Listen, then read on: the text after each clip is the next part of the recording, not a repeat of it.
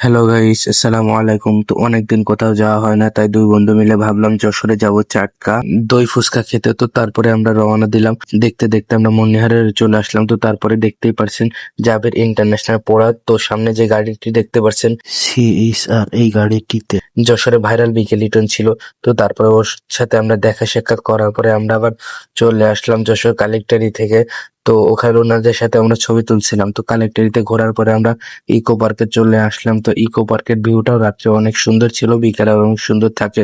তো তারপরে আমরা চাটকায় চলে আসলাম। তো তারপরে এখানে অনেক সিরিয়াল থাকার কারণে আমরা এক সাইডে বসে থাকি। তো তারপরে খালি হওয়ার পরে আমরা দুইটা অর্ডার দিই।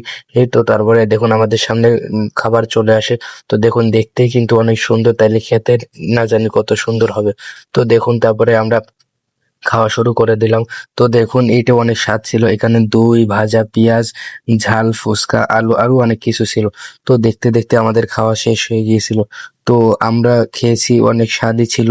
তো আপনারা ট্রাই করার জন্য যেতে পারেন।